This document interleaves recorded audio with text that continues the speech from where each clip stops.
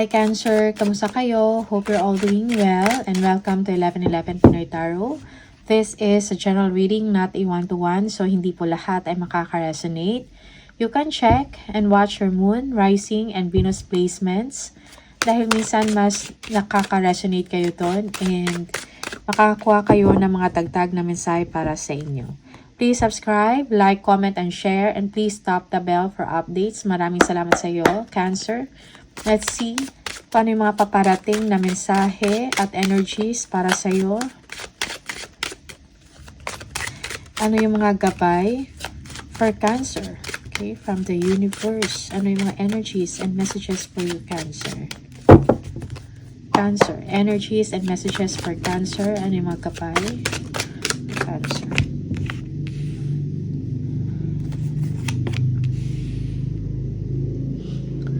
Yung iba sa inyo, you are looking forward for a meeting, no? Discussion or planning about sa work, about improvement, no? Sa inyong ginagawa. Okay? You are doing well sa inyong trabaho.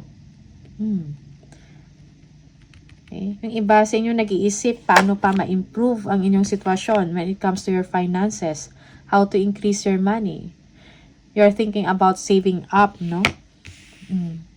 Mag-ingat sa mga dishonesty and deception in your situation. Okay?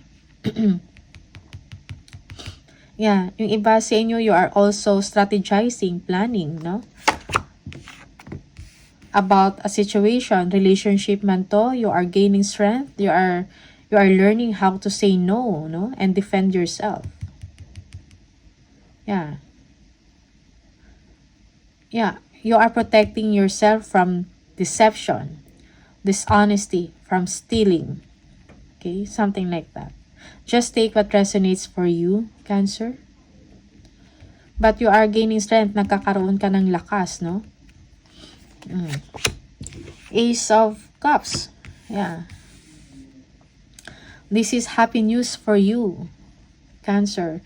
May mga blessings na paparating para sa inyo, support and lightheartedness, okay? In your situation. Okay? Yung iba sa inyo, merong magpaparamdam or resurgence ng pagmamahalan or resurgence ng isang relasyon, no? Panunumbalik, no? Ng isang relasyon, ng isang pagmamahal. There is an offer, no? Showing to you that they support you, they love you, something like that. Okay? Yung iba, merong improvement sa isang relasyon, level up, or your person is stepping up, no?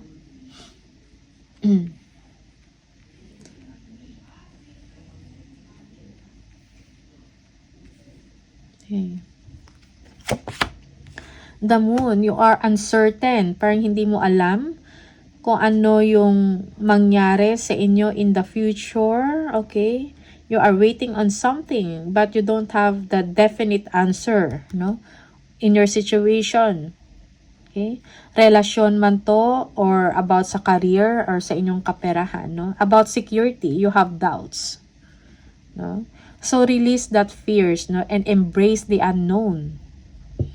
Kasi minsan, ito yung mga takot, no? Yun yung nagbibigay sa atin ng block, okay?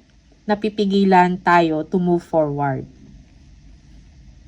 So, you have to release that. Yeah. Merong healing in your situation. Renewal also, okay? And you are hoping that everything will be okay and will be to your favor, no? Magkakaroon ka ng pabor sa isang sitwasyon or relationship.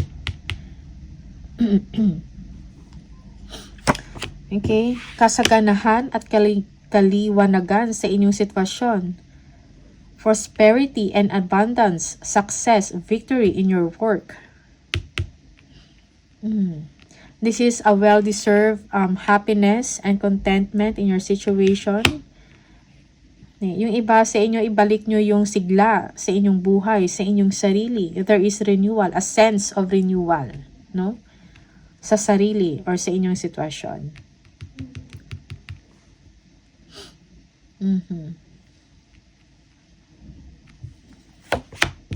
Yeah, for some of you, you have the guiding star. Okay? Parang nilalayo kayo sa misfortune or sa hindi magandang mangyayari sa inyo. Okay? Yeah. Okay, you are planning. Okay, maybe yung iba sa inyo, you're thinking about a travel. Okay? Okay, you are stepping into your power and you are pursuing kung ano yung goal mo, yung target, or yung ambition mo. Okay? You are planning, no? Nag-iisip ka, nagpaplano ka about sa future mo. Okay? You are gaining strength. You are stepping into your power. You are also excited about sa future. No? Naglo-look forward ka na towards happiness and contentment, no? Emotionally, about togetherness. Okay?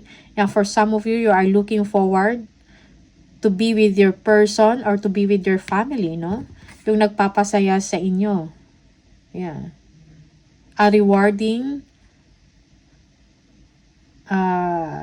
family or home life, no? Togetherness. There is celebration. Yeah, yung iba sa inyo nagpa-planning to travel and meet your loved ones or your family. Okay.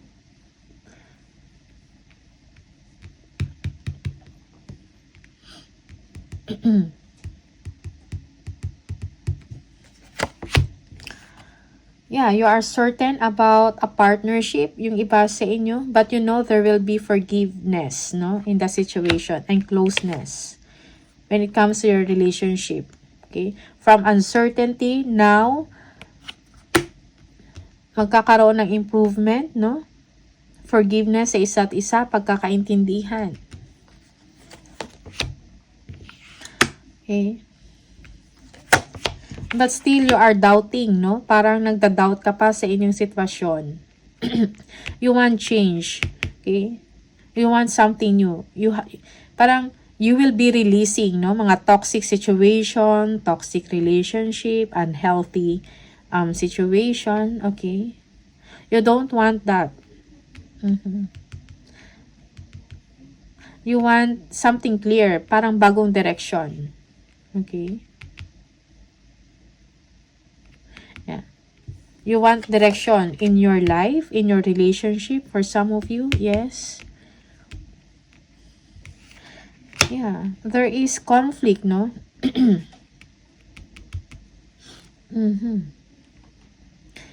You're not sure kung ano yung motibo ng mga tao na nasa paligid mo or ng person mo.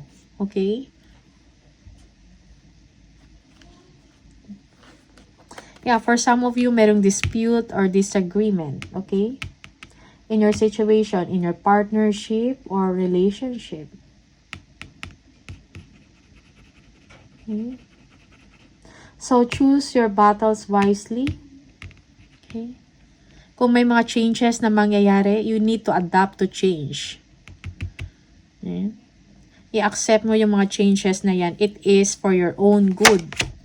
Cancer, and you will be releasing or ending a suffering, a sacrifice, no? You will be releasing or ending a burden sa life mo.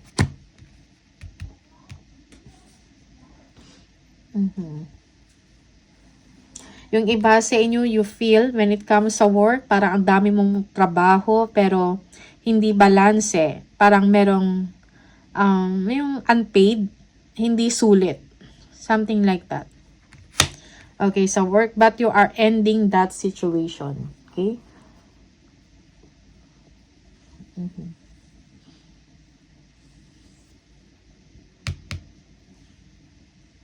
Yeah. Parang ang dami mong obligasyon, ang daming burden, ang daming mong work. You feel na parang ikaw lang nag-iisa ang gumagawa ng lahat. Something like that. Just take what resonates for you.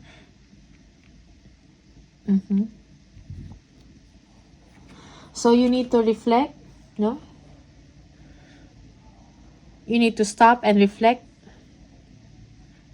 kung ano talaga yung kailangan or kung ano yung i-prioritize mo when it comes to work, no?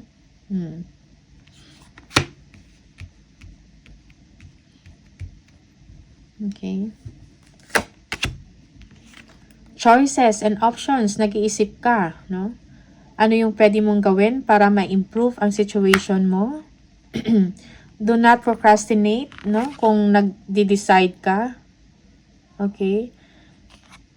You feel that your situation is complicated, no? Very challenging yung situation mo. It may be sa work to or sa relationship. And now, nag-iisip ka ng mga options mo. You need to decide on something. Decide, no? Yeah. You need to make a choice. Do not procrastinate. Huwag mag-waste ng time. Because it seems na parang alam mo na kung ano yung gusto mo. You're stepping into your power. You know your goals. You know your dreams. And there is deceit here, dishonesty in the situation, unknown, uncertainty. Okay? You are lacking confidence in your situation or in your relationship. You want change, no? Parang it's like you know already na may mga tao na hindi fair or hindi maganda ang motibo sa inyo, okay? Or sa inyong work. Merong hindi fair in your situation, sa work man to or relationship. And now you have to make a decision. Yeah, kailan mo pagnilay-nilayan, no? Yung mga nangyayari sa inyo. You need enlightenment. Meditate. Ask for guidance. Okay? Yeah. You are seeking light in your situation, Cancer. Okay? Yeah, there is a secret, hidden information, no? Na gusto mong alamin. For some of you, you are seeking guidance from someone that is spiritually gifted or maybe a tarot reader. Okay? You are seeking enlightenment in your situation.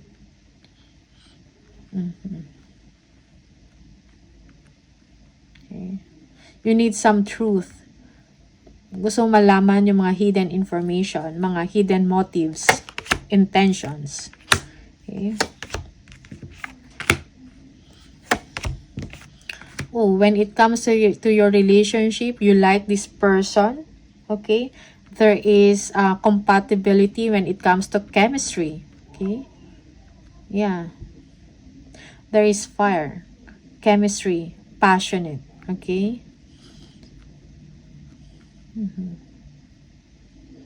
Yeah, but you need enlightenment in the situation. You feel that something is wrong. There is something hidden na parang kailangan mong malaman.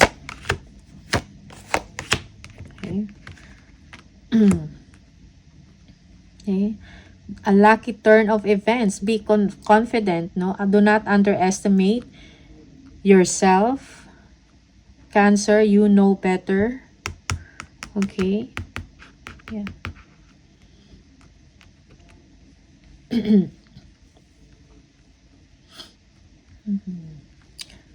Okay. Merong a sudden change of events, merong movement na mangyayari. You know better. You will be confident, okay? So you need to make a decision.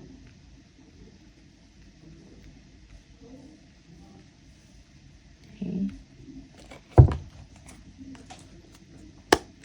Again, sudden change. This is unexpected.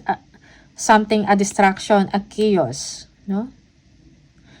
Pagbuwag ng isang pundasyon, a false foundation, okay? It is meant to happen para makapag-umpisa uli, clean slate, okay? Yeah. Magkakaroon ka ng confidence, no? And pride sa sarili, okay? Parang nahihirapan ka na sa inyong situation, but you are moving forward, no? Believe in yourself. Do not give up, okay? You can decide para sa sarili mo. You can make things happen. Use your intelligence, be smart, use your skills also and resources, no? Para baguhin ang inyong destiny or ang inyong sitwasyon. Okay? Mapa-work man yan or relationship, okay? There is something false, no? Na kailangan buwagin or yeah, na kailangan para you will be able to make or start na something better and something solid, no, in your situation. Okay?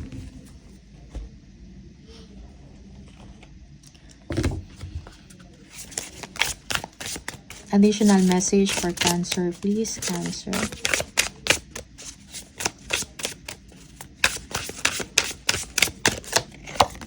Gift, you will discover new talents that will lead to new opportunities. Use opportunities that arise, okay?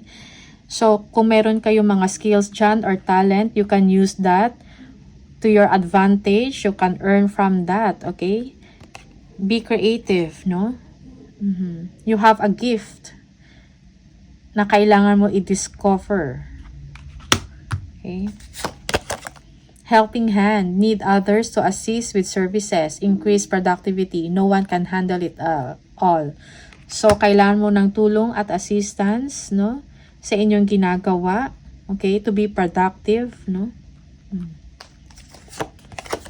And sweet success. It is not difficult to get everything you want and enjoy it. Get what you want. So, get what you want, okay? Gawin mo kung ano yung gusto mo, okay? Meron kang kakayahan, to do that. Okay? Yeah. Meron kang kakayahan para magawa mo kung ano ang gusto mo. Cancer. Do not limit yourself. Huwag mong limitahan or i-restrict ang sarili mo. Be confident. Do not underestimate yourself. Okay? 23. If you keep seeing this number, 23, this is the message for you. You have a zest for life and you are eager to experience anything and everything possible. You love change and excitement and need both to feel truly alive. Okay? For you, life is an adventure to be lived to the fullest. I am adventurous. Okay? So, live life to the fullest. Cancer. Okay? You need also excitement, no, sa life mo and adventure. Okay. Yeah. Embrace the unknown. Do not fear kung ano yung unknown. Be adventurous and take calculated risk. Okay. Pag sinabing calculated risk, yung alam mo kahit paano kung ano yung patutunguhan mo. Okay. Pinag-iisipan mo yung risk na yan before you do it. Let's see. Spirit messages, oracle cards. Ano yung message for you, Cancer, from the Spirit?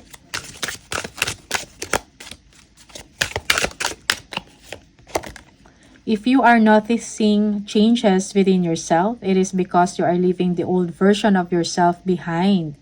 You are elevating and shedding unnecessary layers. Old cycles are ending and new beginnings are on the horizon. You deserve this new chapter. Okay, you will be entering bagong chapter sa buhay mo. You have to let go, i-release mo yung old version, no, ng sarili mo. Okay?